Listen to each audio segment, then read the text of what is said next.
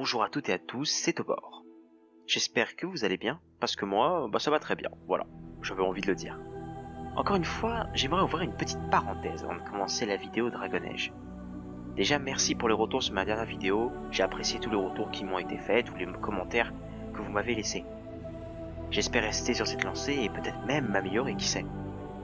Ensuite, pour ce qui est des vidéos Mass Effect que j'avais promis de faire, je dois admettre qu'en ce moment je joue énormément à World of Warcraft, j'ai beaucoup d'idées de vidéos sur l'univers, et donc vous comprenez bien que je n'ai pas trop la tête à Mass Effect, et je n'ai pas envie de me forcer à parler de cela non plus. Donc pour le moment, on va mettre de côté cet univers, jusqu'à ce que l'envie revienne. Attention, je ne l'exclus pas de la chaîne, il va faire son apparition, vous inquiétez pas, j'ai déjà préparé des vidéos, en tout cas j'ai des idées en tête, mais pas avant un petit moment. Un dernier point avant d'attaquer le sujet d'aujourd'hui.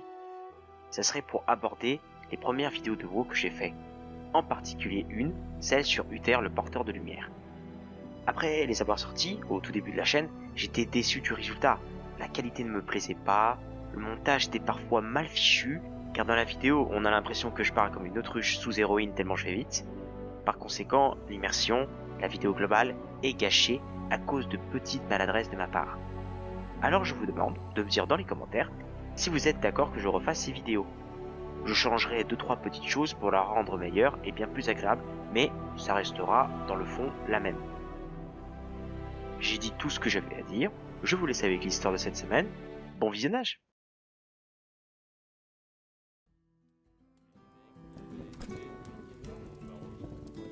Bonjour, bienvenue une nouvelle fois dans la taverne.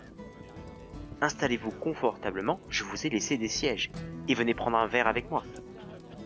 Parce qu'aujourd'hui, nous allons attaquer l'un des sujets les plus fascinants de Dragon Age. Il est assurément l'un des plus importants, et ces individus sont certainement les véritables héros de cette histoire, j'ai nommé les Gardes des Ombres. La simple évocation de ce nom me donne des frissons. Ces braves hommes et femmes sont autant respectés que craints dans Tédas.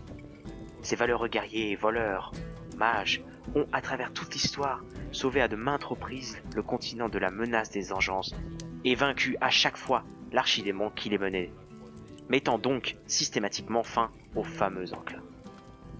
Mais que savons-nous vraiment d'eux? Comment ont-ils été créés? Quel est cet ordre? Comment devient-on garde des ombres? Quel est leur but? Nous trouverons réponse à chacune de ces questions. Sur ce, venez avec moi et rentrons au cœur de cette histoire fantastique. L'ordre a été évoqué à plusieurs reprises dans mes 2 précédentes vidéos sur Dragon Age, et il était grand temps de consacrer une vidéo sur le sujet, qui est tout de même un point central de cette histoire. Alors que l'on soit bien clair, ce ne sera pas une vidéo qui va évoquer la moindre intervention, la moindre anecdote sur ces tueurs d'engeance. Non, il s'agira d'une vidéo qui restera dans les grandes lignes et de vulgariser du mieux possible le sujet, dans la continuité de ce que je fais depuis ma première vidéo sur l'univers de Tédas. Des vidéos bien plus détaillées arriveront, mais pour l'instant, je pense qu'il est préférable de mettre à disposition une bonne base avant de m'attaquer à des événements plus complexes. Je ne vais pas m'éterniser, j'en ai déjà beaucoup parlé de cette problématique. Je le redis pour la dernière fois, pour ceux qui débarquent sur cette chaîne et qui ne connaissent rien à Dragon Age, j'ai fait 2 vidéos auparavant qui en parlent, et pour bien comprendre ce que je vais dire, je vous invite à les regarder, avant celle-ci. Sur ce, commençons de suite en débutant par les origines de la garde.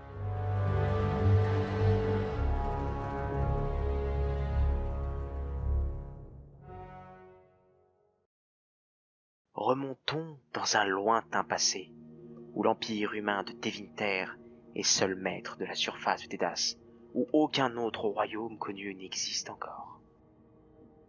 Une époque où Tevinter, après avoir terrassé les elfes, est seul maître du continent. En l'an 800 des temps anciens, les seigneurs inquisiteurs, ou les magistères, principaux dirigeants de l'empire, poussés par leur soif de pouvoir et l'appel de leur dieu, vont effectuer un grand rituel sanglant pour créer un portail vers l'immatériel et y pénétrer physiquement. Arrivé aux portes de la prétendue Cité d'Or, il existe encore aujourd'hui un grand mystère concernant cet événement capital. Les points de vue entre celui de la Chantry et de Tevinter s'opposent entre eux. La seule vraie certitude est celle sur les conséquences de cet acte. La cité noire fut dévoilée au grand jour, les mages d'Evinter se transformèrent en engeance, et leurs dieux se retrouvèrent dans les profondeurs de la terre, tout comme les mages devenus maudits et monstrueux. Au cours de la même année, une armée gigantesque d'engeance se forma, et à leur tête se dressa un ancien dieu Tevintid du nom de Tuma, corrompu et devenu un archidémon. L'assaut fut lancé, et le premier enclin de l'histoire débuta. Après avoir quasiment éradiqué les nains et leur empire, les engeances remontèrent à la surface et s'attaquèrent à l'empire Tevinter. Pris au dépourvu et également à cause de leur territoire bien trop étendu, les humains eurent beaucoup de mal à se défendre. Année après année, victoire après victoire, l'archidémon et ses légions gagna petit à petit la guerre.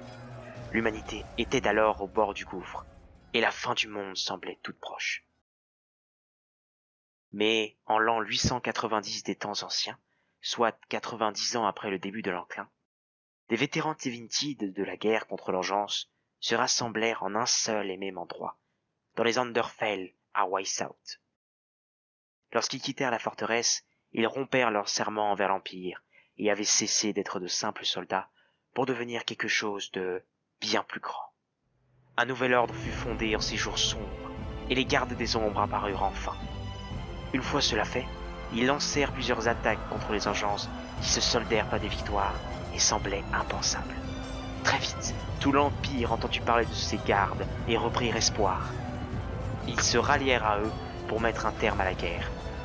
L'équilibre des forces pencha en faveur de l'humanité et finirent par remporter de plus en plus de victoires. Après d'innombrables combats acharnés, en l'an 992 des temps anciens, les gardes des ombres tuèrent l'archidémon qui entraîna la fuite immédiate des engeances, en l'an 1000 vers les tréfonds qui avaient perdu leur leader. Le tout premier enclin de l'histoire de Tédas s'acheva, après 2 siècles de terreur et de mort. L'humanité était sauvée et la menace écartée.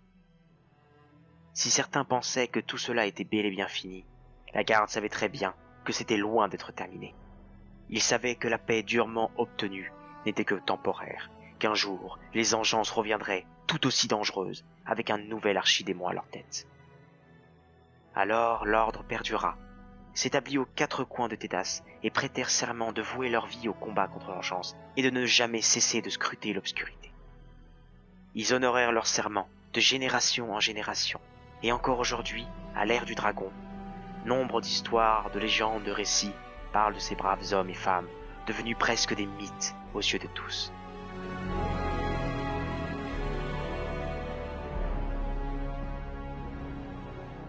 Dans la guerre, victoire.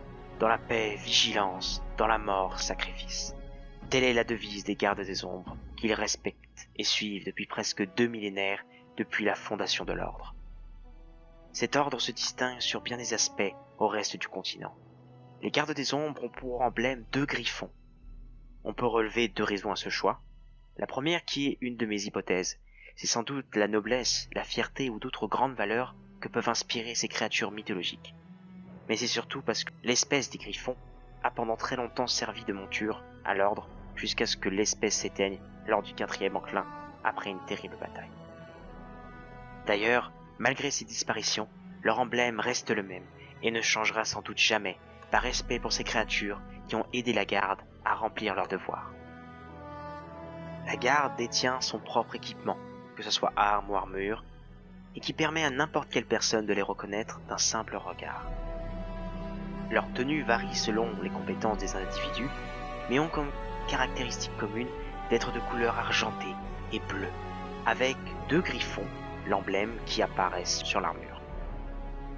On retrouve ces 2 couleurs dans leur emblème également. Les rangs de l'ordre sont très variés. On y retrouve des guerriers, des mages, des assassins, etc.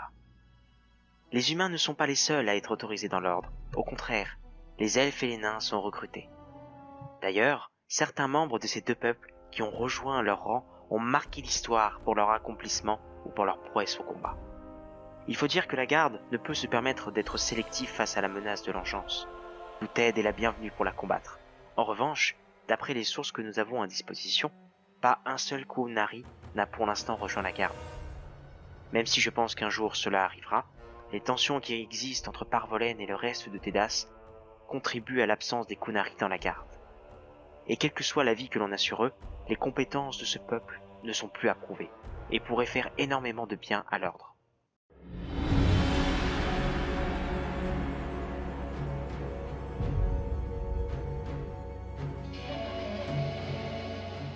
Au sein de l'organisation, la notion de hiérarchie et d'autorité n'a rien de similaire par rapport à une monarchie telle que Ferelden ou bien un empire comme Orlaïs. Les gardes sont quasiment tous égaux entre eux, aucun est légitime de prétendre qu'il est supérieur à un autre. Toutefois, dans tout ordre, il faut une structure pour superviser, diriger les troupes, et notre très chère garde n'échappe pas à la règle. Voici les principaux grades ou échelons de la hiérarchie. Je ne vais pas me pencher très longtemps dessus, car sinon quasiment une vidéo entière devrait être consacrée sur le sujet. Il y en a deux que je vous conseille de retenir, c'est premier garde et commandeur garde. Je la fais court, le premier garde est officiellement à la tête de l'organisation, mais en vérité, il n'est plus ou moins que le leader politique. Quant au commandeur garde, ce sont des individus qui s'occupent chacun d'une branche de l'ordre. Il y a un commandeur garde par région importante, Ferelden, Orlaïs, etc. Et chacun est la forme d'autorité de l'organisation dans la région en question. Il supervise les activités de l'ordre sur place. Malgré de nombreuses difficultés rencontrées dans le passé et encore aujourd'hui, les gardes des ombres sont parvenus tant bien que mal à s'installer un peu partout en Tedas et à établir des places fortes. Leur principale forteresse est bien évidemment Weisshaupt, dans les Underfell. C'est là-bas que les gardes sont nés et qu'ils sont les plus nombreux. On connaît quelques-unes de leurs forteresses, par exemple en Ferelden, mais nous n'en connaissons que peu pour le reste du continent. Ce que vous devrez retenir, c'est que la très grande majorité des gardes des ombres sont installés en Ferelden, Orlaïs et les Underfell.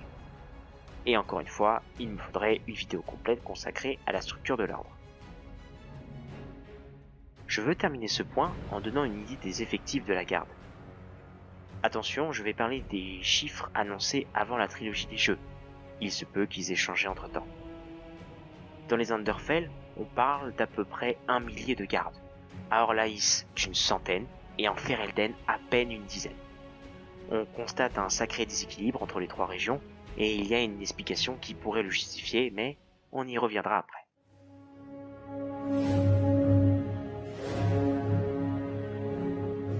Et oui, avoir sauvé à de nombreuses reprises Tedas, on obtient certains privilèges. D'abord, le fait de pouvoir s'installer dans plusieurs royaumes, y construire des forteresses et des places fortes, quasiment aucun ordre ne peut faire ça. Comme je l'ai dit, les gardes des ombres vouent leur vie uniquement au combat contre les engences, et ne s'intéressent donc en aucun cas aux intrigues du jeu et guerres politiques, et veulent par extension garder une certaine neutralité. Cependant il est arrivé, et même récemment, que les gardes des ombres prennent parti dans la politique des régions de Tedas. Je vais donner deux exemples connus. Le premier est en Ferelden, en l'an 5 de l'ère des tempêtes. Arland Teirin, son nom n'a pas d'importance, vous n'êtes pas obligé de le retenir, arrive sur le trône de Ferelden. Malheureusement, il s'avère que le souverain féreldien est un tyran. Les Bannerets, seigneurs locaux, appellent à la révolte la même année. Ce n'est ni plus ni moins que le commandeur garde féreldien de la garde qui va tenter un coup d'état contre le roi. Le coup monté va échouer, la personne qui l'a orchestré va mourir et va entraîner le bannissement des gardes de la région. Il faut attendre 2 siècles, en l'an 10 de l'ère du dragon, que le roi féreldien Maric autorise les gardes à revenir sur son territoire. Le deuxième exemple ne traite pas d'un événement passé comme le premier, mais de la situation politique des Underfell. Dans cette région, il y a un roi qui dirige, mais il n'est pas proche de son peuple, ne se préoccupe pas des problèmes de son territoire, et reste enfermé dans la capitale. C'est là que les gardes des ombres entrent en jeu. Leur forteresse de Weisshaupt se trouve au sud du territoire, et ils y sont nombreux. Face à la passivité du roi, ce sont eux qui vont se charger de la protection du peuple, prendre le rôle de leader politique à la place, et les gens se tournent à présent vers eux en cas de décision à prendre. Ils ont un pouvoir dans les Underfell équivalent au banneret de Ferelden ou au baron d'Orleis. Ce que je cherche à démontrer dans ces deux exemples, c'est que l'ordre a un poids politique non négligeable, étant devenus presque des légendes vivantes. Ils sont des sources d'inspiration, de force, mais aussi de crainte. Un dernier élément avant de clôturer ce point, il faut savoir que la Garde des Ombres a en sa possession des traités qui ont été signés à la fin du premier enclin. Ce ne sont pas des simples bouts de papier, non, ces traités stipulent que les Gardes des Ombres peuvent exiger l'aide des nains, des elfes et des humains pendant un enclin. Par respect et serment envers les gardes, royaumes, empires et cités-états dans l'histoire ont toujours accepté la requête des gardes. Je n'ai relevé qu'une seule fois où une puissance majeure de Tédas, Tevinter pour le coup, a refusé de répondre à l'appel de la garde. Ces traités ont été modifiés depuis le premier enclin car la situation politique a bien changé et de nouvelles puissances ont émergé.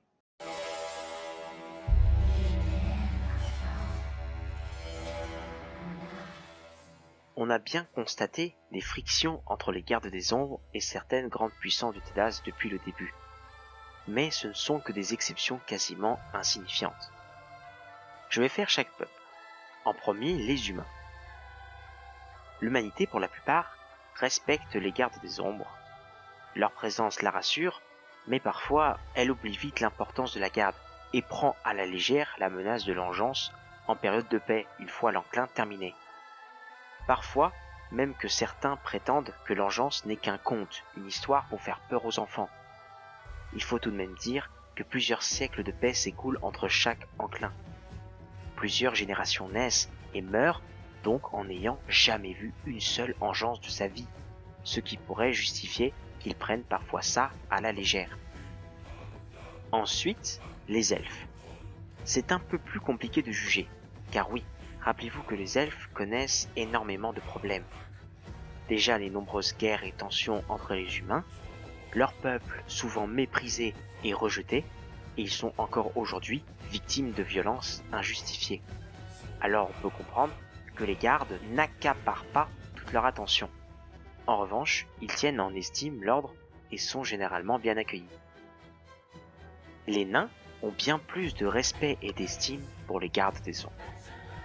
Ce peuple, généralement renfermé sur lui-même, qui doit jour et nuit affronter les engeances dans les tréfonds, ruines de leur ancien empire, ont bien conscience, contrairement aux autres, de l'importance et de la lourde tâche qu'un garde doit accomplir. De très bonnes relations lient les gardes et les nains. Mais en cas d'enclin, quand les gardes des ombres viennent quérir l'aide des nains pour affronter l'engeance à la surface, ils grincent des dents.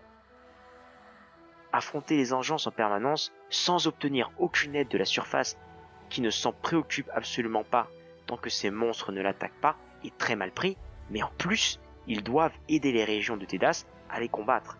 Leur réticence est tout à fait compréhensible. On retrouve ce même respect chez les Qunari envers la garde, même si leur situation est différente. Leur principale île, Parvolen, à l'extrême nord du continent, se retrouve isolée du reste de Tédas.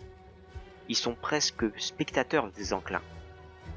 Ils ne sous-estiment pas la menace, mais les traités des gardes des ombres n'exigent pas l'aide des Qunari.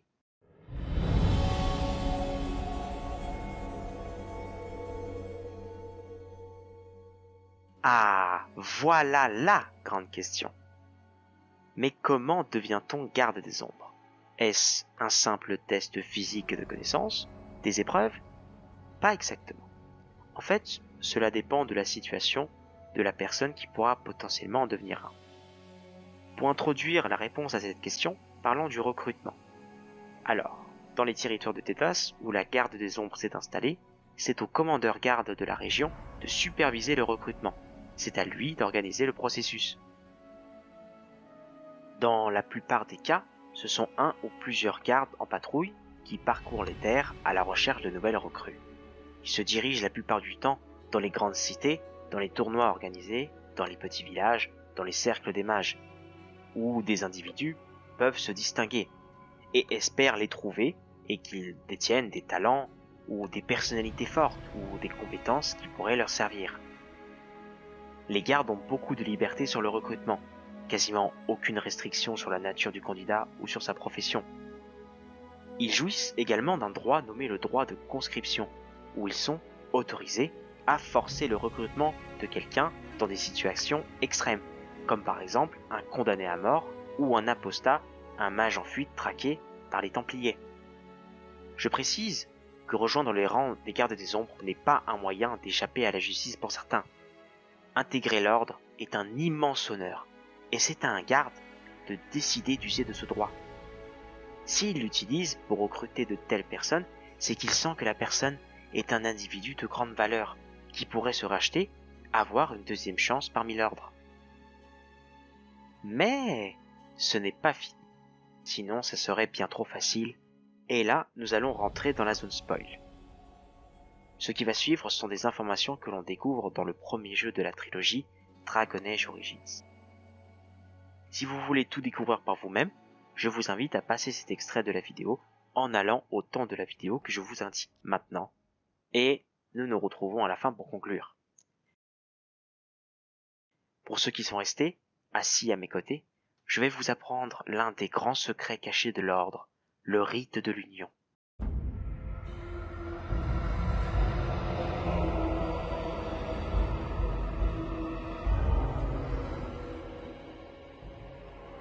La garde des ombres, depuis toujours, tient fermement ce rite secret, pour plusieurs raisons, et vous allez très vite comprendre. Mais quel est ce rite de l'union ? C'est le véritable rite de passage que toutes recrues doivent passer. Après que les gardes aient trouvé plusieurs candidats potentiels, on les rassemble et le rite peut commencer. Il se fait généralement en 2 étapes. Dans un premier temps, les candidats rassemblés vont former un petit groupe avec à leur tête un garde des ombres vétéran ou d'un rang supérieur ou un aîné et vont partir effectuer une tâche simple, trouver des enchances, les tuer et récolter leur sang. La présence d'un garde des ombres senior assure la survie du groupe et les guide tout le long. Cette première étape a pour but de voir les compétences au combat des futurs gardes, leur volonté, leur détermination. Une fois fait, ils regagnent une place forte de l'ordre ou rejoignent le commandeur garde et la deuxième étape peut débuter. Les recrues sont convoquées devant le commandeur garde de la région. Le stress monte. Les recrues se posent généralement des questions, ignorant tout de ce qu'ils doivent faire et de ce qui les attend. La panique monte. Les rumeurs qui courent au sujet du rite accentuent la peur. Puis enfin, l'interminable patience s'achève et on leur dévoile ce fameux secret. Un calice contenant le sang d'engeance qu'ils ont récolté est apporté devant eux et on leur demande chacun leur tour de boire. Ce n'est pas un rite anodin. Le sang de l'engeance est un poison qui peut être mortel. Si vous le buvez ou une simple ingestion de celui-ci, vous avez autant de chances de vivre que de mourir, peu importe vos hauts faits, vos prouesses, vos compétences. La pire ordure peut survivre, comme la plus vaillante chevalière peut en mourir. C'est un poison qui tue la plupart des gens. Vous comprenez maintenant que si ce rite était dévoilé, et des risques qu'il entraîne, aucun n'aurait accepté de rejoindre l'ordre. Secret dévoilé et rite lancé, les recrues ne peuvent plus reculer, et sont obligés de le faire. Le second du commandeur garde, ou simplement un autre garde, prononce les mots des premiers membres de l'ordre pour débuter l'union. Unissons-nous, frères et sœurs.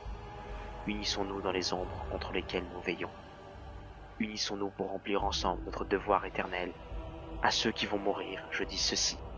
Notre sacrifice ne sera pas oublié. Un jour prochain, nous vous rejoindrons dans la mort.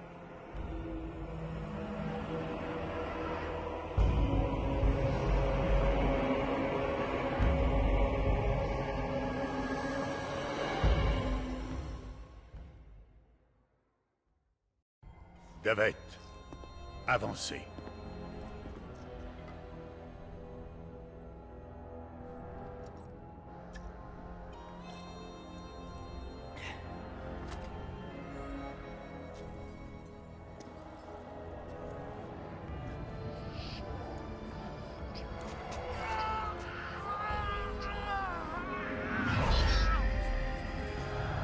Par le Créateur.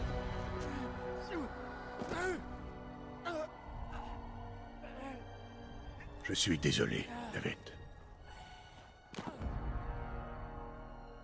À votre tour, Jory. Mais... j'ai une femme et un enfant... Si j'avais su... Vous ne pouvez plus reculer. Non, je refuse. Je ne veux pas mourir sans gloire.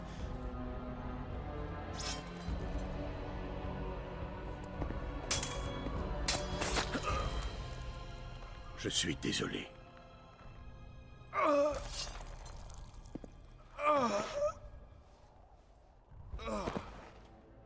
L'union n'est pas encore terminée. Soumettez-vous à la souillure de l'engeance pour le bien du plus grand nombre.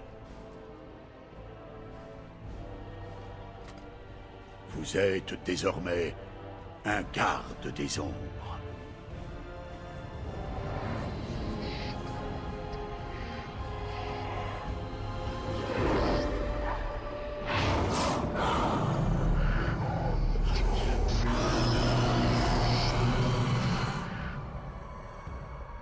C'est terminé.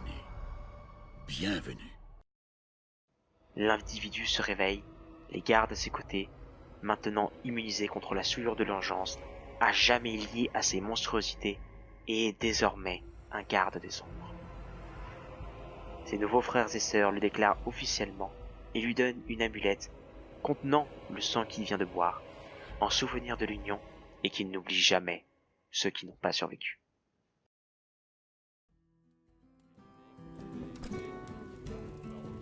Et voilà mes chers compagnons, c'était une histoire sur les gardes des ombres, un élément central de l'histoire de Tédas et de l'univers Dragon Age. L'ultime rempart contre les engences, prêt à tous les sacrifices nécessaires pour mettre fin aux enclins, quitte à mettre la morale et l'éthique de côté, et faire parfois des choix très discutables. Beaucoup de questions sont encore en suspens, surtout pour la partie spoil, mais rassurez-vous, des réponses arriveront dans les prochaines histoires que je conterai. C'était impossible pour moi d'absolument tout raconter dans les moindres détails. J'ai vulgarisé du mieux possible le sujet. Certains noms que j'ai évoqués ne sont pas à retenir. Et je suis conscient qu'il y a beaucoup de choses à retenir. Mais croyez-moi, vous aurez besoin de ça pour les histoires qui vont suivre. Merci de m'avoir écouté jusqu'au bout. Je vous invite à me dire dans les commentaires ce que vous en avez pensé. Comme dit au début, les vidéos Dragon Age sont en pause. Et World of Warcraft revient sur le devant de la scène. Je dois vous avertir que les vidéos suivantes ne seront pas aussi longues. Elles seront beaucoup plus courtes. J'apprécie faire des vidéos longues consacrées à des sujets que j'adore, mais quasiment toutes les vidéos que j'ai sorties durent minimum 20 minutes, voire plus. C'est assez éprouvant et ça prend beaucoup de temps. C'est pour cela qu'il n'y a que très peu de vidéos, quasiment toutes les 3 à 4 semaines. Je pense que ça ferait beaucoup de bien à moi, à vous et à la chaîne, des petites histoires. Donc ne soyez pas surpris si certaines ne durent que 10 minutes ou moins. Merci encore pour le soutien, c'était Tobor. Quittons Tédas pour revenir à la magnifique Azeroth. On se retrouve à la taverne. Bonne journée à tous.